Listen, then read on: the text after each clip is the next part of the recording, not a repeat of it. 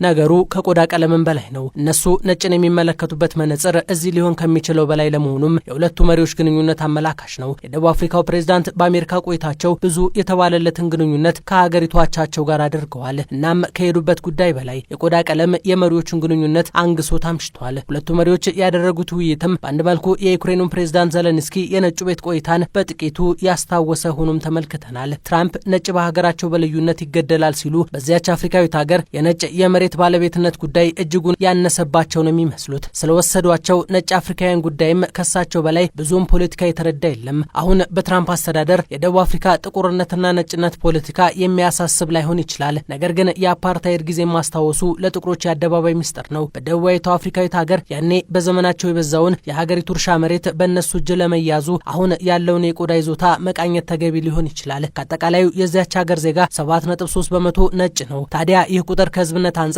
ይነስ እንጂ በይዞታና ሀብት ደረጃ ግን የሀገሪቱን ካዝና ዘዋሪ ነው። በከተሞች 40 በመቶ የመሬት ባለቤትነት በእነሱ እጅ ያለ ነው። በገጠር ደረጃ ደግሞ ይብሳል። ቁጥሩም 72 በመቶ የሚታረሰው መሬት በቆዳቸው ነጭ የሆኑ ገበሬዎች ይዞታ ሲሆን ጥቁሩ 20 በመቶ እንኳ አይሞላም። 1930 እንደ አውሮፓውያን አቆጣጠር በመቶ ሺህ ጥቁር ደቡብ አፍሪካዊ ከይዞታው እንዲፈናቀል ያደረገው ያ የመሬት ነጠቃ ዘመቻ ለዛሬው የሁለቱ መሪዎች ክርክር እንኳ የሚበቃ ጉዳይ አልነበረም። በጊዜው በጥቁሮች ላይ የተፈጠረው ግፍ እስከዛሬም ጠባሳው እንዳላለ ነገሩ ከ7 እስከ 13 በመቶ ብቻ የደቡብ አፍሪካ የእርሻ መሬት ለጥቁሮች እንዲሰጥ ራሳቸው ያጸደቁት ህግ ብዙዎችን ለስቃይ ዳርጎም ይገኛል። አሁን ትራምፕ በዚያ ደረጃ ጠበቃ ሊሆኑለት የቆሙት ጉዳይ ግን በእነሱ አረዳድ ነጭን የገፋ ነው። ያኔስ የሚለው ግን የብዙዎች ጥያቄ ነው ዛሬ። ይህን ሀሳብ የሚያጠናክርልን ደግሞ ጠበቃና ስለ ጥቁር መሬት ባለቤትነት ጉዳይ የሚጽፈው ቲምበካ ንኩታቢ ነው። እሱ ድሮና ዘንድሮ በሚል በገለጸው ንግግሩ ምንም አይነት የጥቁር የመሬት ባለቤትነት ይዞታ እንዳይኖር ተደርጎ በጠፋበት ሁኔታ ዛሬ ላይ ነጮች ተቃራኒ ሆኖ ቢቀርቡ የሚገርም አይደለም ይላል። ራማፎዛም ቢሆኑ ከትራምፕ ጋር በነበራቸው ውይይት ያነሱት ተመሳሳዩን ነው። ዛሬ በስልጣን ደረጃ ከጎናቸው የቆሙ ነጮች እንዳሉ በማስታወስም የመሬት ማፈናቀሉና ግድያው ቢኖር ኖሮ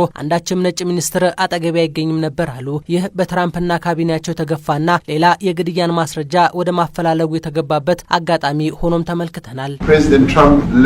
ትራምፕ ደቡብ አፍሪካውያንን መስማት አለባቸው። አሁን አብዛኛውን ካሉት ውስጥ ራሱ እንደ ጓደኛ የሚወዷቸው እንዳሉ አውቃለሁ። እነሱንም ቢሆን ማናገር ይችላሉ። የመሬት ጉዳይን አስመልክቶ የተገደለ ወይም ጅምላ ግድያ ተፈጽሞ ቢሆን በቅርብ ያሉ 3 ሚኒስቴሮች አብረውኝ አይኖሩም ነበር፣ የግብርና ሚኒስትሩን ጨምሮ ማለት ነው። ስለሆነም ትራምፕ ጉዳዮቻቸውን ካለው ነባራዊ ሁኔታና እውነታ ጋር ነው መስማት ያለባቸው። ቢቢሲ በተባለው ልክ ነጭ ደቡብ አፍሪካውያን ጫና በስቶባቸዋልን ሲል በሚጠይቀው ዘገባው አሜሪካና ግዛቷ በስደተኛ መልክ በተቀበለቻቸው ነጭ አፍሪካውያን ታሪክ መነሻውን ያደርጋል። እስካሁን ዋሽንግተን ከ60 በላይ ነጭ ደቡብ አፍሪካዊ ቀለም ያላቸው ዜጎችን ተቀብላ ያስጠለለች ሲሆን በሚቀጥሉት ቀናትም ተመሳሳይ ሁነቶች ሊኖሩ እንደሚችሉ ነው ትራምፕ ፍንጭ የሰጡት። አሁን ላይ በደቡብ አፍሪካ ከ2.5 ሚሊዮን በላይ ነጮች እንደሚኖሩ ጥናቶች ያመላክታሉ። እናም 4 በመቶ የቁጥር ስሌት ያላቸው እነሱ አሜሪካ ባሰበችው ልክ ተቀበላቸው ይሆን የሚለው ሌላ ጥያቄ ነው። ትራምፕ ግን በሌሊቱ የሁለቱ መሪዎች ግንኙነት የራማፎዛን አስተዳደር ለመኮነን ሌላ ማስረጃን ሚዲያዎች ፊት አስጥተዋል። ይህም የግድያና ማፈናቀል ሪፖርት ነው።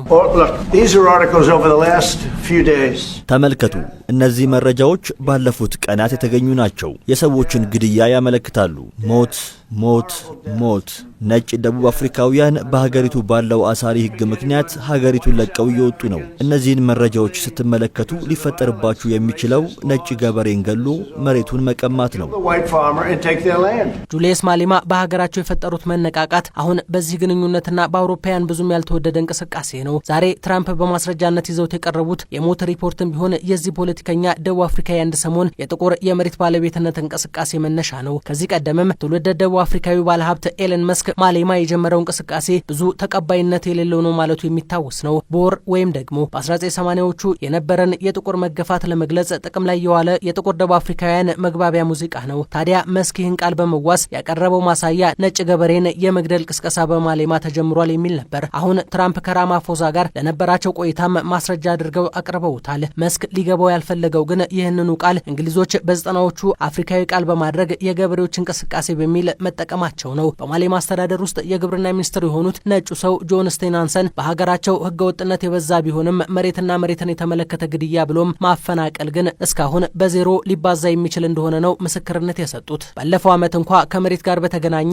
12 ግድያዎች የተፈጸሙ ሲሆን ብልጫ ያለው ሟች እዚህ ጋርም ቢሆን ጥቁር ዜጋው ነው። የትራምፕ ሰዎች ግን ጉዳዩን ገልብጠው አቀረቡት ይላል አልጀዚራ በዘገባው። እናም አሁን ሁለቱ መሪዎች በክቡ ቤተ መንግስት በነበራቸው ቆይታ ትራምፕ የተለመደውን የማሳጣት ፖለቲካ ለመድገም የጣሩበት ሆኖ ተገኝቷል። 70 ከመቶ የነጭ በላይነት ባለበት ሀገር ውስጥ እሳቸው ይዘውት የቀረቡት የሞት ማስረጃ ግን በብዙዎች ተቀባይነት የሌለው ተደርጎ ተወስዷል። ራማፎዛ ልክ እንደ ዘለንስኪ ምክራቸውና ተግባራቸው አፍሪካውያን በምዕራቡ ክፍል ያላቸውን ስምም ግልጽ ያደረገ ነበር። የቀለም ጉዳይ እነሱን ባይመለከታቸውም ግን ያገባቸዋል።